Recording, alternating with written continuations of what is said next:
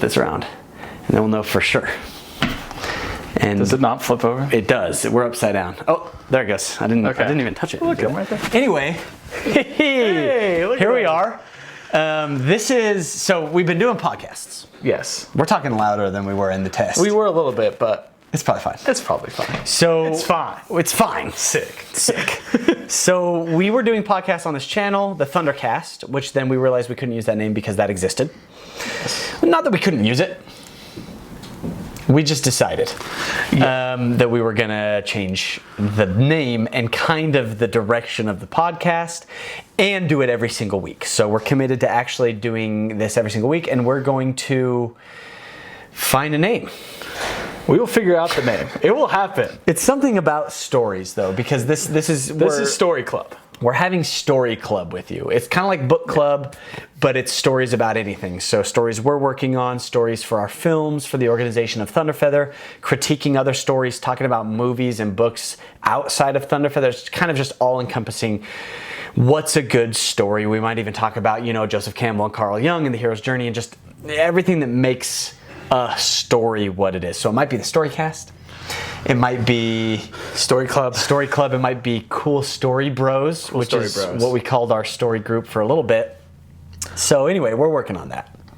It will happen. But it's about specifically the creation of stories, right? So it might have a little bit to do with that too. Everyone's a creator, and specifically stories as creations are really important. Yes. Yeah. And very And important making to them. us, and that's why And important to the organization. If you follow Thunderfeather, it's because you want to hear neurodivergent stories, and we're both neurodivergent. We're part of that community. I think that everybody, like Johnny was saying, has different stories to tell, and that all of those stories are important. And that for a long time in human history, we heard certain people's stories or certain groups of people's stories, but we want to just explore the untold stories, and kind of that's the heart of what we're doing here.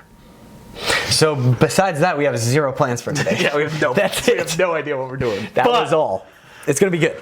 It's going to be sick. Because Johnny's working on a book he's writing. I'm working on a book I'm writing. We're working on films, which we could talk about stories from another world. We haven't talked about that on our podcast. That might be a good one to go deep into, even though it might have some spoilers. We'll have to be careful about that. Yeah, we'll be careful about the spoilers. Maybe we should talk about that. We'll give spoiler alerts before we ever. Okay. Good idea. Yeah. But what are we going to talk about today? We don't have any plans, which isn't always a bad thing. But yeah, I think that some of the stuff that was impressing itself on me today for this particular podcast was, in the other ones we talked a lot about, I guess we did kind of talk about the Ogre Project in my podcast. But I've been thinking a lot about how just as a creator, you often feel like, what is the thing I'm supposed to do? The project I'm supposed to take on that will immortalize my name for all of history, the thing that I will be remembered for, my Harry Potter, my Lord of the Rings. And I think that it's not necessarily a bad way to look at it. If a magnum opus is called a magnum opus for a reason, it's the thing that you do.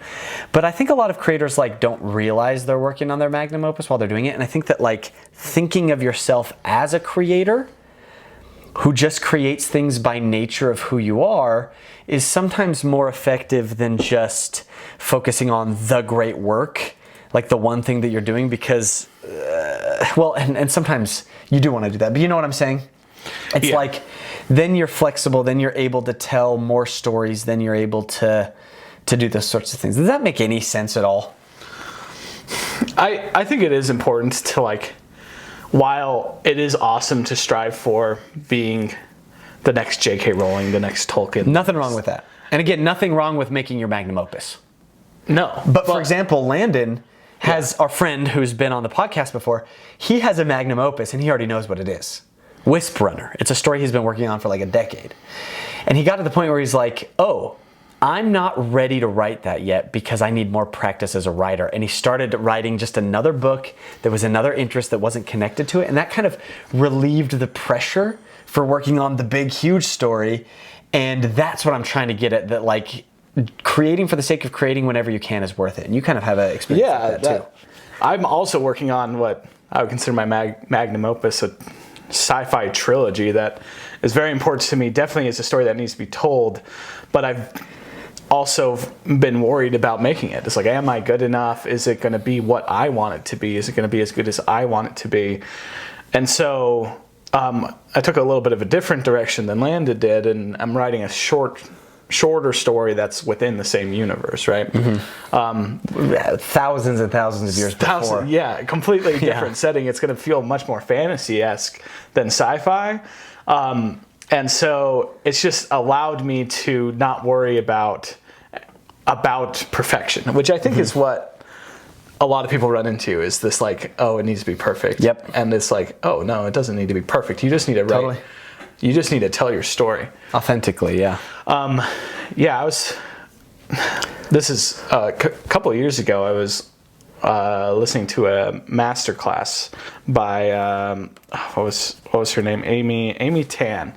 And one of the like important moments for me in writing was listening to this masterclass. Specifically, she talks about writing fiction. And she talks about how writing fiction is one of the best ways to explore our truths. Yeah. And I think it's important as a writer to not also focus on what you think other people want to be hearing. When you're writing, you're creating part of your story. Yeah. And you're exploring your own truths. And you have to write for yourself first and foremost, and then maybe you can write for other people. Totally. But if you're so focused on like, hey, I'm going to make millions of dollars off this, then it's not really what fiction and writing is all about. Yeah. It allows you to explore those parts of yourselves that are really hard to explore otherwise. And in a lot of ways, fiction is reality, right? It's just a different way of telling. Through a couple filters of fantasy so that we can get at the truths, because a lot of people lie through real life and tell the truth through fiction. And I think something that struck me about what you were saying is like, I hear a lot of people saying you should write the book that you would have always wanted to read as a kid, which is excellent advice.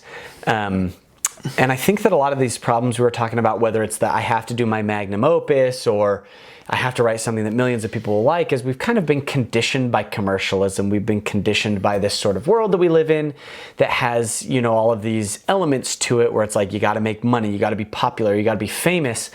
And those don't always line up with good stories, as has been extremely more and more evident through businesses which shall not be named, Disney. Not named. Who has done wonderful things and does make wonderful stories, but also has a tendency to, in certain situations, bank on the fact that everyone's going to come to their movie because it's a big name and not really invest in the storytelling side. And now there are like a million moving parts to that. And there are criticisms a lot of people could hurl at this company: too many cooks in the kitchen, too much executive meddling, not letting the creatives just do their thing, or hiring the wrong creatives because of nepotism or something else. And there's too many of those things probably to measure to find one culprit exactly. But at the base of all those things is being disingenuous and unfaithful to the story and to storytelling, to prioritize something else over the story. And it makes sense if you're a business who needs to make money. That's why you exist. You're going to prioritize that over the story. But at the same time, those two things are not mutually exclusive. You can make money and tell a wonderful story. And in fact, the ones that kind of become the best, biggest, most remembered stories of all times did do that. They did. Yeah. They were commercial successes and were excellent stories. And then that's just kind of a difficult thing to plan for, because storytelling is still kind of this frontier that we haven't figured out as humans. We haven't cracked the code. We've learned how to tell a good story, but then we'll have something that doesn't fit that mold that's also really good.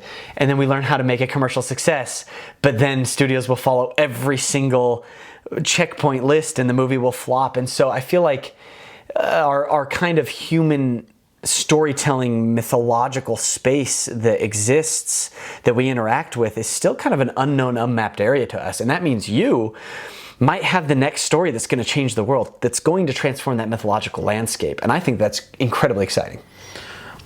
Yeah, I also think an important part of that is that, and this is kind of how we function in our story club, in our talkings, is that there's no one way to tell the perfect story either. That what works for Levi doesn't work for me. And while I love Levi's story, I'm not going to write Levi's story. He's the one that's going to write that. And so like we definitely work from more of a general perspective of what it means to write and what it means to create. It's Totally. not like a single formula. It's a lot more about just being able to get to it, to Totally. do the work, right? And there are tools. There are like things that will help. Like I made a whole course that's going to release soon on Thunder Feather Academy, that's about how to write a book. And it actually doesn't go into like the story structure or character development or world building. It's all about how do you actually get the book written? How do you develop the skills to overcome writer's block, to plot your story, to get it done? Those are the sorts of things that you can totally learn. And you can also learn, how character development generally works, how world building generally works. But you're also going to find ways to do it that nobody's ever done before. You're going to tell stories that have never been seen. And I think that, realizing that your story is going to be kind of made up of all the collective pieces of everything that you've ever experienced as a story partaker in kind of an unconscious way is also going to help you realize that you're channeling something much bigger than yourself as well, I think. If that made any sense. No, not at all. Sweet. I wonder if I'm going to punch in on us and like my arm's going to be broken in this shot and like, is it going to line up or is it going to be super short or something? We'll see. All of it. We'll see. Yeah, I think we've talked about this, kind of the consciousness of storytelling, right? That Yeah. there's something that you tap into when you tell a story that's beyond what we have access to normally. Sure feels like it. There's a lot of examples that we've talked about. Oh, yes. Should we talk about some of Yeah, I think so. I think they're good to, like Dracula, right? Yeah, some of the craziest ones that I've seen. So yeah, I don't even have a name for this. Maybe we should make a name up for it. But it's like the ability for creative people to like predict things about the future or kind of look into the past or sort of pick up on reality and truth as they're writing their story of things that have been true or will be true or are currently true that they haven't necessarily researched. So one of those examples is Dracula. A lot of people say like, oh yeah, Dracula was based on Vlad Tepes III, Prince of Wallachia, son of Dracul. Vlad Dracula was the inspiration. He's the inspiration for Dracula. It's actually not true. And I researched this a lot back in the day. There are obviously elements that Dracula influenced, like Vlad Tepes influenced Dracula, but the entire book of Dracula was written before Bram Stoker even knew who Vlad the Impaler was. He had no idea. He knew that there was a family called Dracula, and partway through the novel, he changed the name to Dracula, because in the first draft it was Count Wampir, which is an old word for vampire. And there's actually sources that believe Bram Stoker maybe never knew who Vlad Tepes, the Impaler, was himself. He just knew about the family of the Draculas, and that's who he based it on. So, like, this is not the most, like, compelling evidence of this sense that creative people have, but I think it's interesting that he pretty much presented this historical character and made a fan fiction of this historical character that he didn't even know about. Another example is one that I really like is Peter Pan. And what's really interesting about Peter Pan, and I could go into a huge deep dive, but I'll keep it pretty light on this one. Yes. But J.M. Barrie wrote Peter Pan. He's a Scottish man who lived in London, and he was living in London when he wrote Peter Pan. And Peter Pan started as a random character in a story called I think The Little White Bird and Peter Pan in Kensington Gardens, those short stories, he shows up. But then later he becomes a denizen of Neverland, which is an island to the west, somewhere in the ocean, shrouded by mist, where nobody ages, and there are pirates, and there are natives, and there are a whole bunch of fairies and magical creatures. Not knowing that in Celtic mythology, there is an island that supposedly shows up off the coast of Ireland, called Tir na Nog, and on Tir na Nog there are the people that eventually became the fairies. There are also these things called the Fomorians, which were sea raiders, and also somebody connected to the Fomorians had a silver hand who was half Fomorian. His name's Nuada Argadlam, one of the Tuatha Dé Danann. This is Irish mythology, and literally Tir na Nog means land of eternal youth. And what's cool about that is, like, I'm not saying J.M. Barrie didn't know anything about Tir na Nog or Celtic myths, but it's very clear he did not base Neverland on this Celtic myth. He based it on, like, the unexplored frontiers like, at the time, the Americas, or specifically Australia, which was called the Never Never. That's where the name came from. Just a place of adventures, and so many of the things that were just settling or floating around in his creative unconscious were also things that came from Celtic myths and legends, things that maybe he was taught as a child and maybe he wasn't.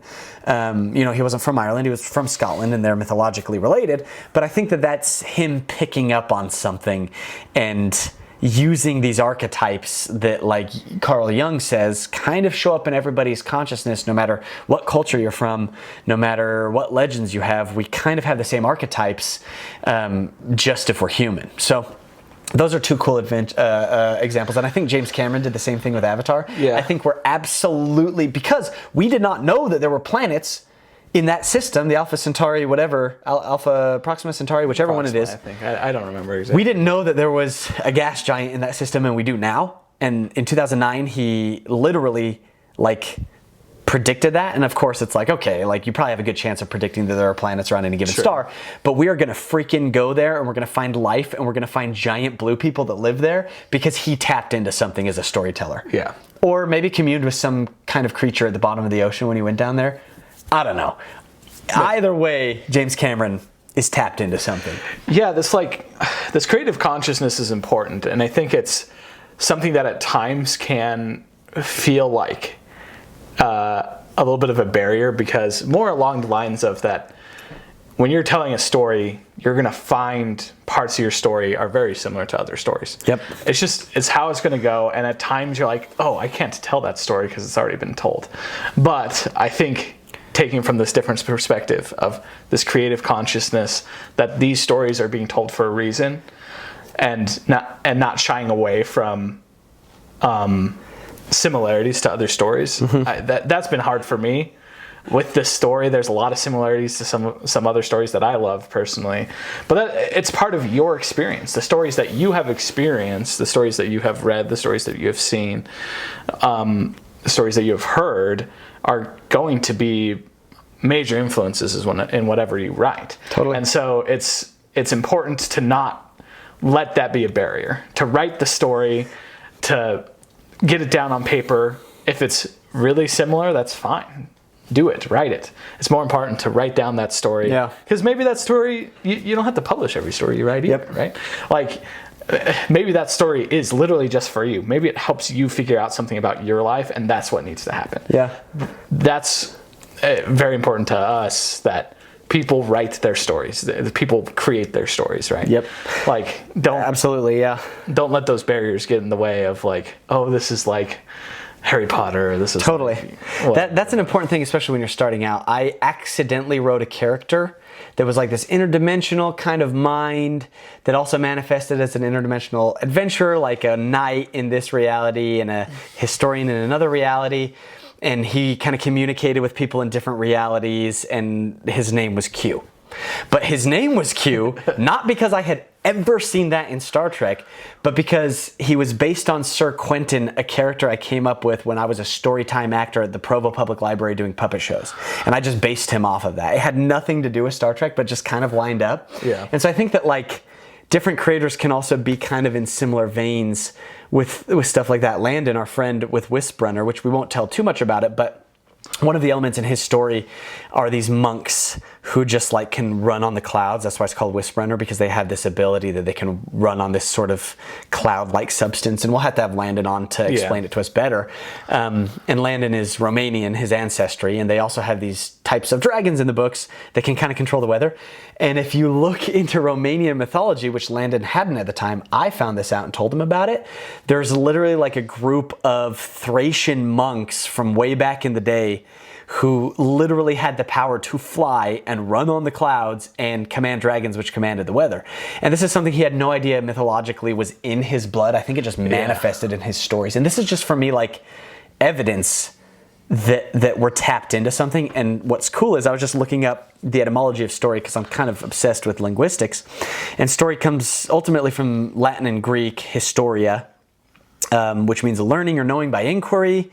An account of one's inquiries, which comes from histor, which means knowing or expert or witness, which both ultimately come from the Proto-Indo-European root, waid, which means to see or to know. So literally, like, stories are us seeing or knowing something. And I think that like, sometimes when you get back to the root of words, it can kind of open up stuff like that too, because we kind of develop things and get far away from them. But anyway, that's pretty cool. Yeah. I think as well, something important about all this is we've been talking about stories, and we use the connotation of books and writing a lot because that's what we're involved in. It's important that this story club, it's not about books. It's not about writing. Not just about books. It can be about books. And there's going to be a lot about books. There's going to be a lot about writing, but it's about all kinds of creation, all kinds of story. For me, it's really important. I come from a family where I have 3 younger sisters and 2 younger brothers, one in particular. I thought you were going to say 1 younger brother, and I'm like, he just disowned one of his brothers. No, right here in front of us. And 3 of the sisters, they're all incredible artists. They draw really well. One of my sisters is a creative director for a pretty big company, and like one of my other sisters is doing the art for my book because because she's just really good at that kind of stuff. And my other sister's doing an art class right now, and they're all very good at the creative arts things. Sure, yeah. Drawing, pottery, those kind of things. And so I spent most of my youth being like, oh, I'm terrible at this because I cannot draw at all. And you associated that with art. Yeah. You're like, I'm not an artist because I can't do their kind of art. And I'm not a creative because I can't do that. Sure, yeah. And it took me a lot of time to get to a point where I was like, oh no, I'm very creative. I'm a world builder, really, is what I am. Absolutely. And his freaking world in Ash and Frey. We'll talk about Ash and Frey in one of these episodes. We'll probably devote a whole episode to it. It is incredible. We were just on a walk the other night talking about it. It's some freaking cool stuff. So, and it's like, it took me years. Just kidding. It took me years to get to a point where it's like, yes, I am, to tell myself that I am creative, believe it, and create through stories. Yeah. And everybody is creative. Everyone needs to find their creative outlet. And we don't want people to feel like they can't use this club if they don't feel like they can write. And there's nothing that's not creative. I mean, there's story, yes, in books and television and pottery and painting even, and stage plays and everything else. But there's also story in like marketing and advertising. There's even story in like construction and engineering and some of the more like physics and math and science. There's story in all of that stuff. And I think that like learning how stories work isn't learning how to be creative, isn't just learning how to be creative, it's also learning how to be human. Because if anything, we kind of pass down our humanity through the power of story. That's what we do, and that's why they've stuck around for so long, I think, because of the truths that they hold. And it's really through writing stories that we've become what is human separate from other animals, right? Like, it's what's created our culture. I mean, we could talk about the Einsteins, Newtons, Socrates that like are more known for their intelligence, but Einstein had to be one of the most creative persons ever because he created an entire different theory of the universe. He changed the origin story of the universe. So just because you don't feel like you have the same ability as others to write or to sing or to draw, like even within the sciences, like you're saying, it takes an enormous amount of creativity. And so I don't want people to like watch this and then be like, oh, these guys are just writers. Totally. Just because your sister writes a book also doesn't mean you can't be a storyteller, or also doesn't mean you can't write a book. It's kind of like that thing where I had a friend that had ADHD growing up, and because his ADHD manifests very differently than mine, I thought I didn't have ADHD. I'm like, that's his thing, which is so weird that I thought that way. But it happens. And so this isn't just for writing, we're also filmmakers. And this channel actually, though it is mostly focused on story, it's probably going to focus on film, and we're going to try to start churning out more short films anyway, because that's what we do as an organization, as Thunderfeather. But you obviously have to write a film before you shoot it. Yes. So yes, it's not just writing as far as novels go, it's also script writing, it's also filmmaking.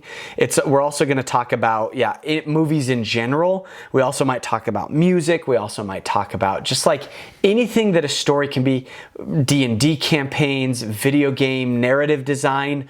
All of that stuff will be talked about in this channel and in this podcast. We're going to hopefully invite experts on in those different fields, filmmaking experts and video game design experts and all the people that we can get so that we can talk about them. But yes, the main thread that connects us all is the thread of story, much like the main thread of all humanity that connects us all is the thread of story. Yeah, and we really want, there will be, I would say... Puppetry. Yeah. Puppetry is one of the best ways to tell stories. I was like, sorry, I didn't mean to interrupt you, but I was just thinking like, there's one more medium I really want to mention because I'm obsessed with it. Puppets, bro. We should just do a whole podcast where Puppets. It's just us, but puppets. Dude, and we'll Ouija board Jim Henson in to help us out. Yes. Just kidding. I hope that wasn't disrespectful to anybody if they don't like Ouija boards or whatever. I was mostly just making light of it. We love Jim Henson. I wish he was around to interview. He was an amazing. Yeah. He literally saw a door in the universe and opened it, and nobody else was going to open that door, but it opened up so many new worlds, and that's kind of what being a creator is. Yes, opening those new worlds, being the world builders. Yes. That would be a sick name. That would be cool. Also, what the heck were you about to say? I'm sorry, I totally cut you off. I a little bit forgot now what we were talking Dang about. it. Sorry, man. Talking about the different... You probably remember if it was good, like, you'd probably there's sorry. Right as you're getting going. By the way. So like...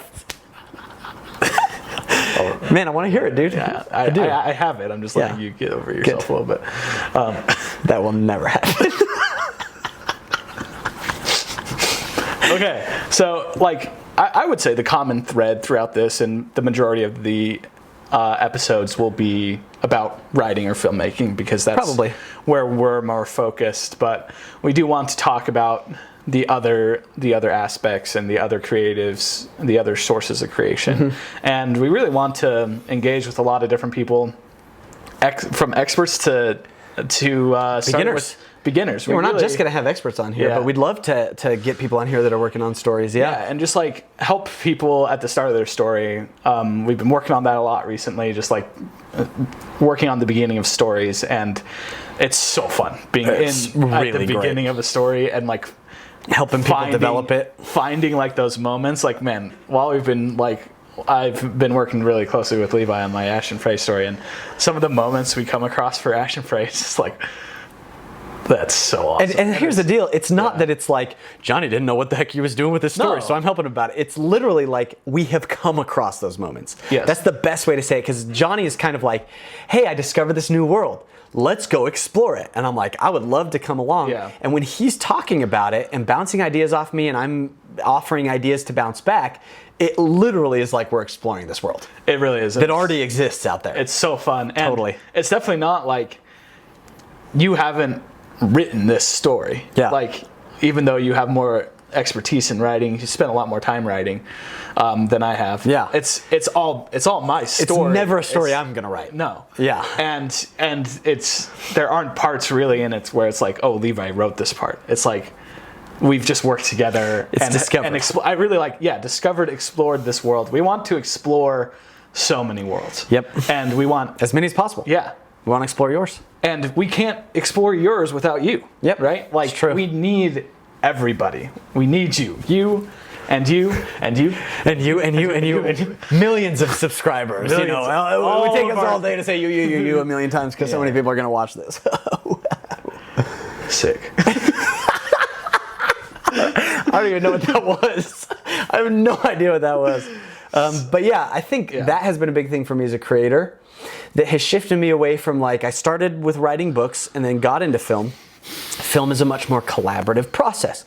As a filmmaker, you can't come up with every single detail, and if you try to, you're gonna be that controlling kind of filmmaker that sort of like makes stuff that isn't as good because you are supposed to do one thing, and that is direct. You're not supposed to be all of the actors. You're not supposed to do every single job, and I guess that depends on the level of the film, you know, and how big it is and in scale and scope. But what I'm trying to say here is, like the collaboration is cool in filmmaking because you start to realize that you are okay, I totally forgot this camera has a 30-minute cutoff. So I'm just gonna say, pick up where I left off. You are not always telling the story as much as you're channeling it. You're allowing it to pass through you, and the sooner you recognize that, the better stories you're gonna start making. Yeah. And that force is going to, that's the reason why we had an autistic protagonist in our very first film, is because I was just writing it and I realized, oh, I think this little boy's autistic. I'm not autistic. I'm gonna have to get expertise from somebody else on this character. And that's what led to the entire organization. Yeah. Was just that's who the character needed to be. Yep. And that's like, it's kind of that self-fulfilling prophecy that we've kind of talked about, the collective or the creative consciousness, right?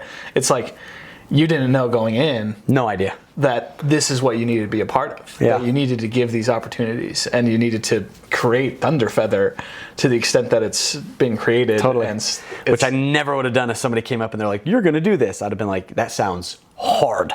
And I was right.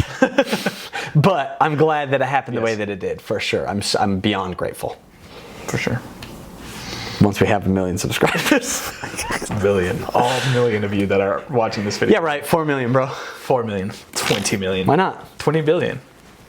Dude, what if we get so big that Joe Rogan invites us on, or some of the big podcasts, Sure. where we just say totally unintelligible things the whole time? Nothing we say makes sense. We're just like, yeah, when you look at You it. mean like Terrence, what's his name? There was a recent episode like that with Terrence Howard. But if Terrence Howard wants to come on our podcast, we'd love to have him. We'd love to have you. I'm just like imagining we're on one of these huge podcasts and we're like, if you think about a tapestry, what are the threads? All of the universe. Exactly. And all of the universe is cosmic spaghetti. And what do you put on cosmic spaghetti? Salsa. Yep, regular old sauce, salsa. Pico de gallo. Pico de gallo. And then just sit and nod like that. Like we know. It's actually hard to not say something that actually like starts to make sense in a weird cosmic way. Weird way. I should have planned that beforehand, but I feel like the Pico de Gallo was a good curveball there. Also, this is a good timer thing that we know. Yeah. It gives us 30 Can you minutes see the of numbers on that tiny screen from here? Almost. Okay, that's all right. Sorry, my ogre vision isn't as good as it needs to be. His vision is ridiculously good. He shouldn't say that. He has the best vision of anybody I've ever met in my life. Like, I'm saying that I don't have very good If vision. anybody could see that, it would be insane. Because it is. If anyone like could see that, it small would be you. Yeah. Or somebody who just had successful LASIK, I guess. Okay, storytelling is the social and cultural activity of sharing stories, sometimes with improvisation, theatrics, or embellishment. Let's talk about those parts of it. I just had the Wikipedia page for storytelling open. So, improvisation. That kind of goes into what we were talking about, like with the letting it channel through you. Do you have an experience where it was like your story took an unexpected path and there was maybe a temptation to be like, oh no, I need to be in control of it, but instead you decided to follow the path and see where it led? Definitely, and it's with writing the ogre. Sick. But Okay. it's one of our best methods that we've come up with is we just ask the question, what's the stupidest thing that can happen right now? Like literally there are a lot of ways to get through writer's block. One of the best ways ever is just like, cool, what stupid thing could happen? What's the dumbest version of this story? And it kind of does a lot of things, right? It loosens you up, it makes it less serious, it gives you a break from the concentration, it allows you to breathe, and sometimes it helps you come up with the freaking best story elements ever. We've used the best, like, it's become, the ogre story is almost entirely written using this process. And it's like, the whole thing is the stupidest thing that could happen. It is. And That's so true. like, and some stories are more serious, but like, you will find that you can get to that point when, if you like just remove it helps you like remove your blinders, basically open yourself up to the shake it up, reset, get that like improvisation out there. Yeah, totally. And I think it really does, this improvisation part of it is important, and I think that really does bring you closer to that creative consciousness, help you like tap into it. We love that question. There's a couple other ways. I mean, just like even in our daily life, just like riffing All the time. All the time. We have this really stupid reoccurring joke. And I have to tell you about how it came up just organically in some video that I was watching. Yeah. Anyway, we have this really dumb joke that we came up with on the way to see Dune 2 in IMAX in Las Vegas, which was incredible. And it was about Australopithecus. I have no idea what freaking, like, if there are the muses and one of them's a crackhead, that was the one that was inspiring me at the moment. Because for some reason I was just like teaching everybody about Australopithecus, and it all just started with, did you know Australopithecus has no concept of the number 3? And they're like, has? And I'm like, historically speaking, we know. And they're like, how do we know? And I'm like, measurements. You know, I just like went off. It was like, what, 25 minutes? It was so long. Of me riffing on the stupidest thing. And it's just because they were thinking, they thought it was funny. It was their fault. They thought it was funny. They shouldn't have. It was his entire thing. But it has now grown to be, now for some reason, like we do it in like an Italian mob sort of voice, Australopithecus. Because Australopithecus no concept of the number 3. He's like part Italian, part Hispanic. I don't even know what it is. But why are we talking about this right now? Because it's just like improvisation. Like Making improvisation a part of your life, even in play and in just interacting with people. We have found that is like an enormous like help to storytelling and loosening up your storytelling muscles, because they are muscles.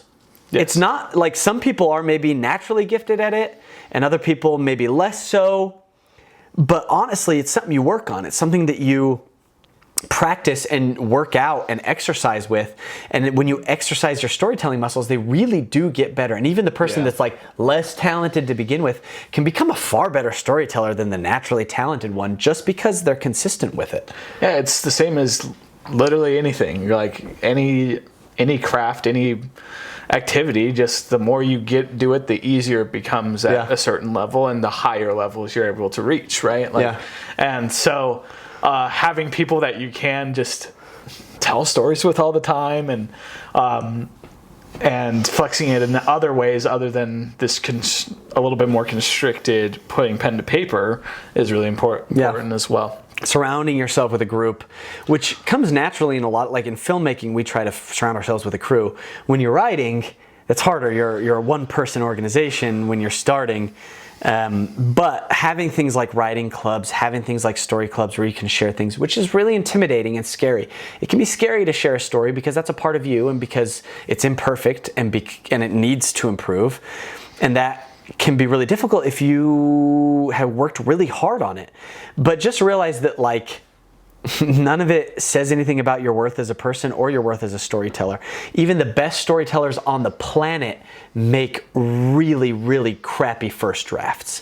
And remember that a first draft, or just kind of a first run through or version of anything, is perfect. Every first draft is perfect because a first draft's only job is to exist. And then the second draft will be better and the third one will be better. But you can't have a second draft if the first one doesn't exist in the first place. You can't have a good second draft if a first draft doesn't exist, and that first draft can be bad. So yeah, that's also something I ran into a lot. It was really hard for me to share things with my friends when I started. But then I realized that my friends love me and they love my stories, and that sting I felt of the critique was exactly the thing that would make me better if I chased it. And that sting doesn't sting as much once you get used to it, which sounds kind of hard, but it's actually like I'm to the point where I search it out. Like I actually enjoy that sting and I seek it out because I want to become the best storyteller possible. Feedback is definitely something that's really hard for humans as a whole. In general, and it always will be. And it always will be, but the more you do it, the more you get comfortable with it. Totally. And it becomes, like you said, just part of your... The reason that some movies end up being not as good as some of the other ones, maybe like a first, second, and third Star Wars movie or a seventh, eighth, and ninth one, is because somebody isn't there. There's no seventh, eighth, and ninth Star Wars. I forgot. Those don't exist. First, second, third Star Wars. There's nobody that is willing to give the feedback. Yeah. Like, they probably just had the kind of culture where nobody could be like, why is that happening? Or, that's dumb. Yeah. That's not a good, that's just, it breaks the world, or that's, the character would never do that, or that doesn't make sense, or this is a rough draft that sucks, that needs a second draft. Like, totally. There's nothing wrong with those original ideas. No. It's just that they either don't fit, or you just need somebody to be able to tell you, and you need to be able to listen. Yeah. That like that, and it's not at all coming from like a bad place or a place of dislike. Like when we give Sure. feedback to each other, it's not that we dislike each other at all. And if you are getting feedback from somebody that dislikes you or that is vindictive or doesn't like you, don't get feedback from them. Yeah. You can be choosy with the people that you get feedback from. Try to choose people that are honest, that like you, that love you, and that want to see you succeed. That aren't just people that want to please you and that love you enough that they're like, oh yeah, I really, it's great. But don't love you enough to say, this actually could change, or I had a question about this, or this wasn't super clear. Those are the people that you need to seek out. Yes, those are the people who really do care about you. They're not... They care about your work, like, too. Yeah, because there's like feedback and there's criticism. Sure, right? yeah. Somebody could be like, oh, that's terrible, it's garbage. And then they just demean you.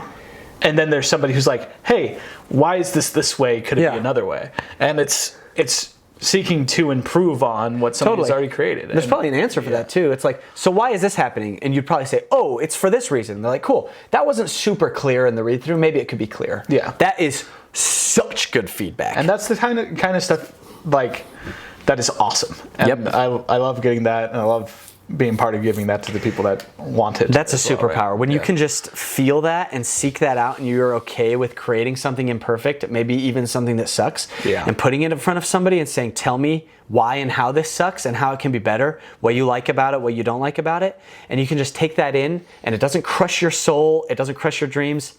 That's incredible. Yeah, I like how you put it. It's a superpower.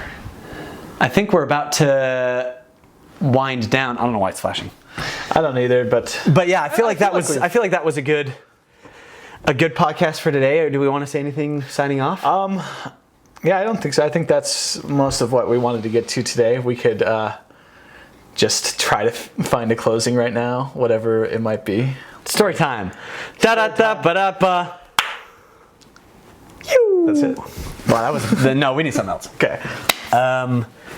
Story time, story time. Everybody loves story time. Does it come from a well? No, it doesn't, because stories will be told. And stories we tell. That was awful. All right, I'm shutting the camera off. Well, but you know what? It is what it is, man. I liked it. Hey, you know what? Here's some criticism.